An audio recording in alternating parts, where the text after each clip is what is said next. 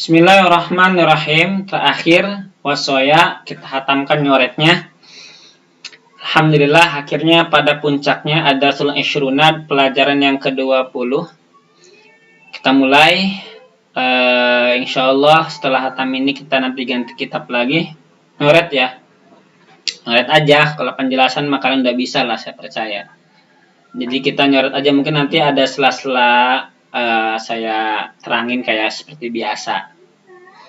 Bismillahirrahmanirrahim. Ad-darsul Ishruna utawi pelajaran kang kaping 20 fi khotimatil wasoya iku indalam menghatamkan pugasan sakehe wasiat. Ya bunaya wahai anak lanang cilik isun aksir min mudarasatil Qur'ani.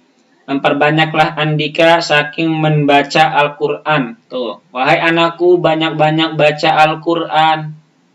Ndres Al-Qur'an, wahfid ayatihi asyarifati, dan ngapalah andika ing sake ayat Allah kang mulia, ayat-ayat Quran yang mulia suruh dihafal-hafal di mana ala zahri qalbika, ing atase zahir hatine andika. Wa idza qara'ta al-Qur'ana fala taqra'hu wa anta ghafilun an ma'nahu. Apabila engkau membaca Al-Qur'an wahai anakku, maka jangan engkau baca sedangkan engkau baca Al-Quran hatimu itu lali, lupa an maknahu dari maknanya. Wa idza askala alaika fahmu ayatin farji ila kutubi tafsir. Kalau ada kalimat-kalimat yang sulit untuk dipahami, ayat-ayat yang sulit dipahami di dalam Al-Quran, maka kamu cari referensinya di kitab-kitab tafsir. Au ila ahadil ulama, kalau nggak bisa baca tafsirnya, maka pergi ke salah satu gurumu atau ulama. Suruh ke ulama, bukan ke Al-Quran, lagi, tapi suruh ke ulama. Ini ada orang yang mengatakan, ayo kembali ke Al-Quran dan ke hadis, pugu memahami ayatnya, mana Quran itu susah. Suruh merujuk ke tafsir bikinan siapa? Ulama. Nggak bisa baca tafsirnya, otomatis kita belajar ke ustadz, ke ulama, bakal bisa langsung ke Al-Quran. Karena Al-Quran itu kalam Allah yang harus bisa ditafsirkan dengan orang yang mumpuni ilmunya. Kalau nggak mumpuni ya nggak bisa. Hati-hati menafsirkan Al-Quran. Banyak ayat Al-Quran yang salah tafsir, akhirnya maknanya menjadi keras. Contohnya banyak kan, di surat At-Taubah juga banyak. Keras karena mereka salah mengartikan. Dalam surat At-Taubah, dalam Al-Quran ada mengatakan faktulu, ya maka bunuhlah, itu kan, haitsu saqiftumuh, maka bunuhlah orang-orang kafir jika kalian bertemu. Pada orang kafir masa dibunuh, dibomnya kan nggak bisa. Kemudian ayat fa idza jaa rabbuka wal malaku saffan saffa, ya kan, dan tatkala Tuhanmu datang dan berbaris-barislah dan malaikat ikut berbaris. Ngapain? Emang mau latihan upacara? Ya kan enggak. Nah itu semua harus butuh penafsiran ulama yang menafsirkan. Nggak bisa otodidak sendiri, apalagi melihat terjemah. Nah itu yang perlu kita garis bawahi. Makanya ketika ISIS menafsirkan hadis atau Al-Quran, berubah proyektor pemikirannya menjadi keras, menjadi liar, membunuh atas nama agama, ngebom atas nama Tuhan, takbir. Karena Tuhannya ISIS yang ada di otak mereka, yang ada di pikiran mereka, membaca Al-Qurannya berbeda dengan otak-otak orang-orang yang benar-benar belajar tafsir dengan ulama. Ya kan? Itulah perlunya kita belajar dengan para ulama. Ta'alam, belajarlah andika maknaha ing maknahe ma'ani ayat. Maknane ayat. Ya bunaya wahai anak lanang cilik isun syatana baina man yaqra'u aw wala yafhamu makna ma yaqra'uhu wa baina man yaqra'u wa ma'ani al-Qur'ani al-Karim hadiratun ladaihi al-awwalu kal a'ma yamshi fi tariqi la yubsiru minha syai'an wa sani ka sahibil basari yataqi bi basarihi mawaqi az-zalal. Nah nih. Duh, teman, di antara seseorang yang membaca Al-Quran wala yafham, dan orang yang baca Al-Quran enggak paham maknanya, ma yaqra'uhu, apa yang dia baca.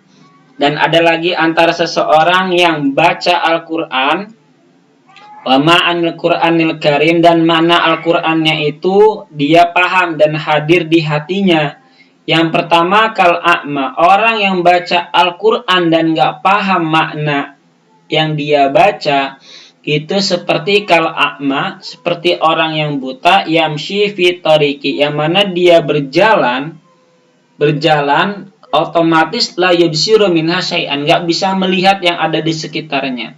Ada batu ya keselandung, karena dia buta. Ada got, ada bolongan, dia masuk karena buta. Nah, begitu ketika orang baca Al-Quran, nggak paham maknanya yang dia baca, maka dia seperti orang yang a'ma, orang yang buta. Udah mah nggak bisa baca Quran, yang baca aja nggak paham maknanya dikatakan orang yang buta, apalagi yang nggak bisa baca Al-Quran, yang nggak paham mana Al-Quran, atau ambles pisan, bablas pisan. Yang kedua, wasani kasohibil baswari, dan orang yang kedua seperti orang yang melihat, ya taki, yang mana dia bisa menjaga penglihatan dia, insting dia, memori dia, dengan penglihatan dia ketika terjadi kesalahan. Jadi dia bisa tahu, oh ini ada lubang, oh ini ada jalan jeglokan. Jadi dia tahu, paham maknanya, karena dia pernah belajar Al-Quran dan paham. Dan salah satunya tadi ini kuncinya, kalau misalnya kita bisa baca kitab, maka ke tafsir. Kalau nggak bisa juga baca kitab, ke tafsir, maka kita harus ke ulama. Ta'alam mana, belajar maknanya dengan para ulama. Ya bunaya, wahai anakku, rubba qari'in lil Qur'ani wal Qur'anu yal'anah. Masya Allah. Jadi kata Ki Muhammad Syakir, wahai anakku, rubba qari'in, berapa banyak orang yang baca Al-Quran wal Qur'anu yal'anah, dan Al-Quran melaknatnya. Banyak orang yang baca Al-Quran melaknatnya. Timbul pertanyaan, jangan sampai timbul perspektif pugu yang baca Al-Quran aja dilaknat, gitu kan. Baca Al-Quran dilaknat adalah malas baca Al-Quran, bukan. Artinya kalau misalnya yang baca Quran aja dilaknat, apalagi yang nggak baca Al-Quran, lebih-lebih dilaknat oleh Tuhan, gitu kan. Makanya harus baca ikro Al-Quran.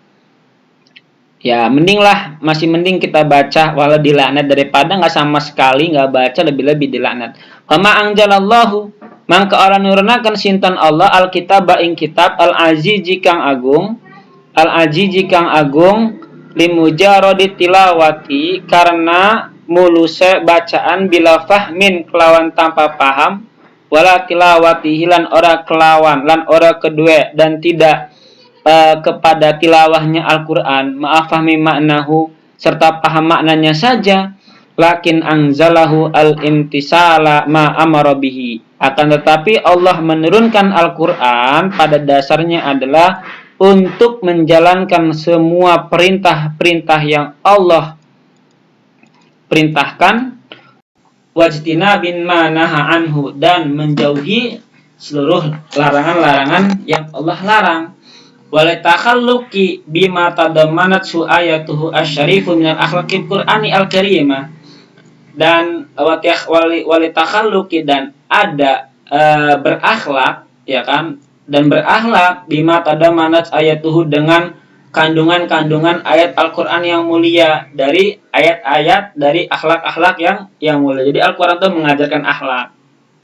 Makanya ketika kita baca Al-Quran atau menghafal Al-Quran, paham isi Al-Quran, gitu kan.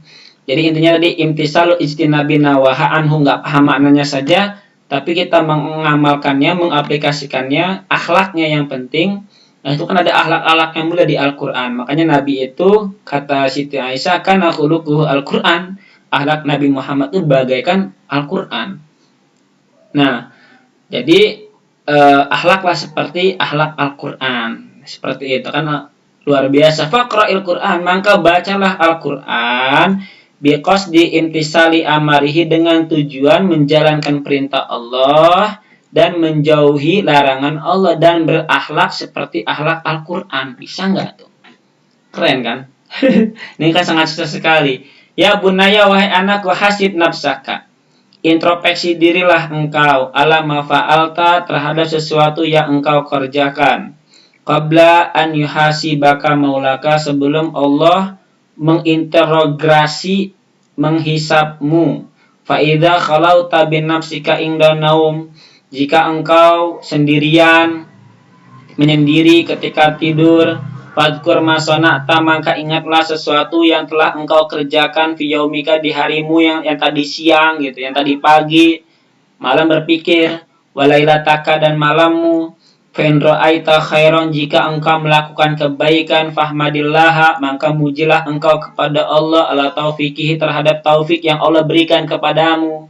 Wa in ra'aita syaran fazfa' ila taubati wa nadam, jika engkau melakukan kejelekan pada paginya, dari pagi sampai malam hari pas mau tidur, fazfa' ila taubat, maka cepat-cepat menuju taubat dan menyesal. Wa ahid maulaka, dan berjanji kepada Tuhanmu, an la ta'uda, untuk tidak melakukannya lagi. Wastaghfir rabbaka kasiran, dan meminta ampun dengan Tuhan kepada Allah sebanyak-banyaknya. Wala alallahu yakbalu taubataka, semoga Allah menerima taubatmu wahai anakku. Wa yaghfir laka ma taqaddama min dzambika, nah semoga Allah mengampunkan dosa-dosa yang telah berlalu.